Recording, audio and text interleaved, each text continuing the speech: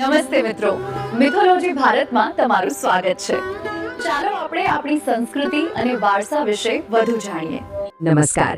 આપણે બધા ક્યારેક ને ક્યારેક વિચારીએ છીએ ખરું ને કે જીવનના આટલા ગાઢ સંબંધો, આટલો પ્રેમ, મૃત્યુ પછી એનું શું થતું હશે. ચલો આજે આપણે સાથે મળીને આ સનાતન સવાલનો જવાબ શોધવાનો પ્રયાસ કરીએ.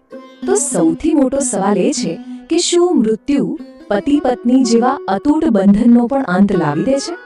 આ એક એવો પ્રશ્ન છે જે આપણને ખરેખર ઊંડાણપૂર્વક વિચારવા માટે મજબૂર કરે છે. આ ગહન સવાલનો જવાબ મેળવવા માટે આપણે ગરુડ પુરાણ તરફ નજર કરવી પડશે. જો આ શાસ્ત્ર આપણને એકદમ અલગ જ દૃષ્ટિકોણ આપે છે અને આ વિષયમાં સાચું માર્ગદર્શન પૂરું પાડે છે. ચાલો આને જરા સરળ રીતે સમજીએ.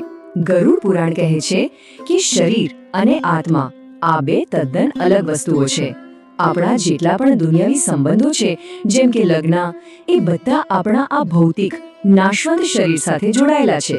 પણ આત્મા, એની યાત્રા તો એકદમ સ્વતંત્ર અને શાશ્વત છે. તો પછી આ દૃષ્ટિકોણથી મૃત્યુ શું છે? એ કોઈ અંત નથી, પણ એક પરિવર્તન છે. એક એવો પડાવ જ્યાં ભૌતિક શરીર અહીં જ રહી જાય છે અને આત્મા એ પોતાના સારા નરસા કર્મોનો હિસાબ લઈને એક નવી જ યાત્રા પર આગળ વધે છે. તો ઠીક છે, આત્મા શરીર છોડી દે છે, પણ પછી તરત શું થાય? ગરુડ પુરાણ મુજબ આત્માની આગળની યાત્રા એકદમ એકલવાઈ હોય છે. હવે આનો અર્થ શું છે? ચાલો સમજીએ. વિચારો, જ્યારે આત્મા શરીર છોડે છે ત્યારે બધી દુનિયાવી વસ્તુઓ પાછળ જ છૂટી જાય છે. આપણી સંપત્તિ, આપણો પરિવાર, આપણા સંબંધો, કશું જ, બિલકુલ કશું જ સાથે નથી આવતું. અને આ સૌથી મહત્વની વાત છે, બધું જ પાછળ રહી જાય છે, પણ એક જ વસ્તુ છે જે આત્માની સાથે જાય છે, અને એ છે આપણા કર્મો. આપણે જીવનભર જે પણ સારા કે ખરાબ કાર્યો કર્યા છે એ જ આપણી આગળની દિશા નક્કી કરે છે. એક મિનિટ, તો શું આનો મતલબ એવો થયો કે આપણા સંબંધોનું કોઈ મૂલ્ય જ નથી? ના, બિલકુલ એવું નથી. હવે આપણે એ સમજીશું કે જીવનમાં સંબંધોનો સાચો હેતુ ખરેખર શું છે. અહીં જ સંબંધોની સાચી ભૂમિકા સ્પષ્ટ થાય છે. જો પતિ પત્નીનો સંબંધ એ પોતે કોઈ મંઝિલ નથી, પણ એ મંઝિલ સુધી પહોંચવાનું એક સુંદર માધ્યમ છે. એક એવું માધ્યમ જે આપણને પ્રેમ, એકબીજાને સહારો આપવાનું અને ધર્મના માર્ગ પર ચાલવાનું શીખવે છે. તો સંબંધોનો અસલી હેતુ શું છે? પહેલું, એકબીજાને પ્રેમ અને ટેકો આપવો. બીજું, એકબીજાને સારા કર્મો કરવા માટે પ્રોત્સાહિત કરવા. અને ત્રીજું, જીવનને એક સાચી દિશા આપવી. આ જ છે સંબંધોની સાર્થકતા. આ એક વાક્ય આખી વાતનો સાર કહી દે છે. સંબંધો એ આપણી આધ્યાત્મિક યાત્રાનો એક અતિ મહત્વનો રસ્તો છે, પણ એ પોતે આપણો અંતિમ મુકામ નથી.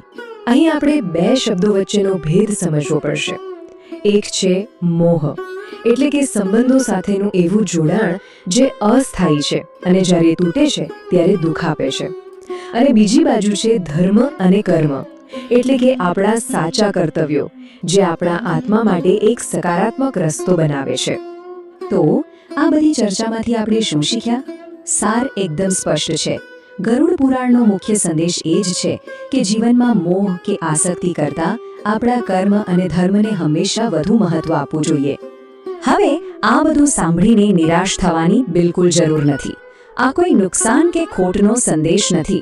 ઉલટાનું, આ જ્ઞાન તો આપણને જીવન વધુ સારી અને સાર્થક રીતે કેવી રીતે જીવવું એની એક શક્તિશાળી પ્રેરણા આપે છે.